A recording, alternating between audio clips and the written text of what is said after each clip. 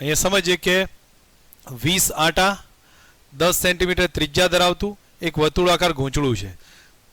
હવે એને સમતલ 0.1 ટેસ્લાના ચુંબકીય ક્ષેત્રમાં લંબ રૂપે રાખેલું છે. જેમ કે આકૃતિને સમજવાનો ટ્રાય રાખીએ તો અહીંયા જુઓ આપણી પ્રમાણે આ રીતનું ચુંબકીય ક્ષેત્ર મૂકેલું છે. હવે આ ચુંબકીય ક્ષેત્ર આ રીતે છે, સમાન છે, એટલે હું અહીંયા સીધી રેખા દોરી કાઢું અને એમાં એક ગૂંચળું મૂકવામાં આવ્યું છે. ગૂંચળું એને લંબ રૂપે રાખ્યું છે. તો હવે સમજો એ અને બી એકબીજાને પેરેલલ થશે તો એ પેરેલલ બી થાય. ક્ષેત્ર સદિશ હંમેશા એને લંબ હોય અને ચુંબકીય ક્ષેત્ર આ ડાયરેક્શનમાં છે. એના કારણે થીટા 0 થાય. હવે થીટા 0 થાય તો સીધા જ અર્થમાં સમજો ટોર્કનું સૂત્ર થાય NIAB sin theta. sin 0 that means 0 થાય ટોર્ક. અને બીજા શબ્દોમાં આપણે સમજીએ કે ગૂંચળાની અંદર જ્યારે ચુંબકીય ક્ષેત્રની અંદર હોય તો એ કન્ડિશનમાં એના પર લાગતું પરિણામી બળ પણ શૂન્ય હોય. તો આપણને જે હવે માગ્યું છે એને સમજતા પહેલાં આકૃતિને ક્લિયર રાખો તો અહીંયા સમજ આવી જશે. જો ફરી 20 આટા છે, 10 સેન્ટીમીટર ત્રિજ્યાનું છે, એટલે વર્તુળાકાર ગૂંચળું હશે. ચલો 0.1 ટેસ્લાનું ચુંબકીય ક્ષેત્ર લંબ રૂપે આકૃતિમાં દર્શાવ્યું છે એ પ્રમાણે લખ્યું 5 એમ્પિયરનો પ્રવાહ છે.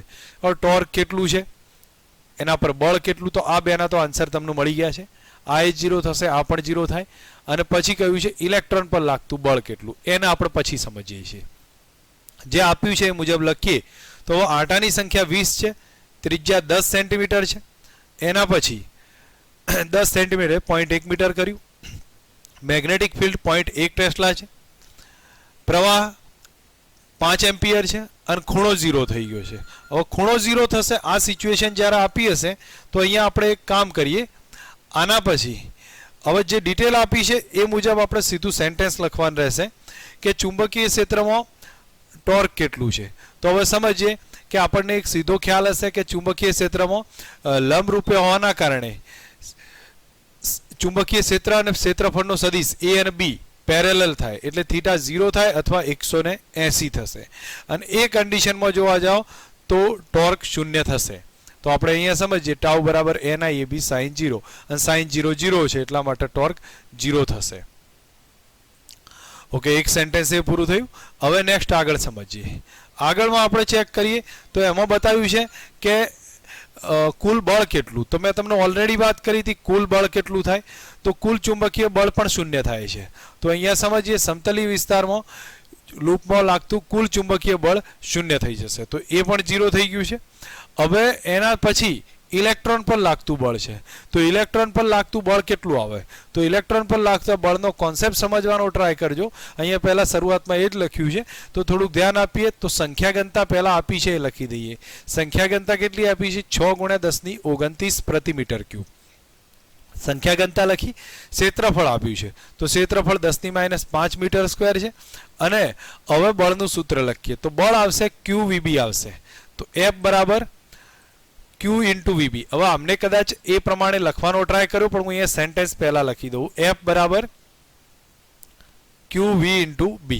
હવે V ના બદલે VD કર્યું છે અને Q ના બદલે E લખ્યું છે એટલે આપણે EV × B લખીએ. V ના બદલે ડ્રિફ્ટ વેગ VD કર્યું છે. હવે એક કામ કરવાનું છે, આમાં ડ્રિફ્ટ વેગનો આપણે ચેક કરવાનું છે. તો આ જે રિલેશન આવ્યું તો ડ્રિફ્ટ વેગનું સૂત્ર કયું છે, તો આપણને યાદ હશે I બરાબર A NEVD અથવા I/A બરાબર NEVD. તો VD બરાબર કેટલા આવશે, તો VD નો સબ્જેક્ટ બનાવવાનો છે.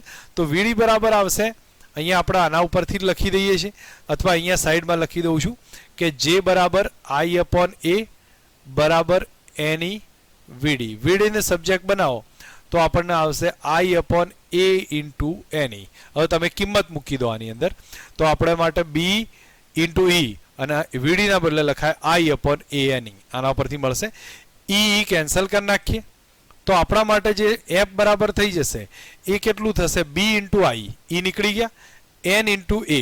હવે N સ્મોલ આવશે, અહીંયા આપણે N × A થશે જે સ્મોલ હશે. તો હવે દરેકની કિંમત મૂકતા જઈએ. તો કિંમત મૂકીએ તો અહીંયા તમને ખ્યાલ આવી જશે. મેગ્નેટિક ફિલ્ડ 0.1 ટેસ્લા છે. I 5 ampere. સ્મોલ n અહીંયા આપી છે 6 × 10⁻29. અહીંયા મારાથી 6 લખવાના રહી ગયા છે. 6 × 10⁻29 થશે. અને આ બધી કિંમત મૂકી અને કેલ્ક્યુલેશન કરીએ તો આપણને જવાબ આવશે 5 × 10⁻25 ન્યૂટન જેવો જવાબ આવશે. હવે આ થઈ ગયું ફોર્સ થઈ ગયો. એક કોના પર લાગતો ફોર્સ આવ્યો છે, જે આપણે સમજી શકીએ છીએ કે ઇલેક્ટ્રોન પર લાગતો ફોર્સ છે. આખા સળિયા પર કે આખા જે તાર પર લાગતું બળ છે, સોરી ગૂંચળા પર લાગતું બળ એ 0 થાય, પણ ઇલેક્ટ્રોન પર આટલો ફોર્સ લાગશે.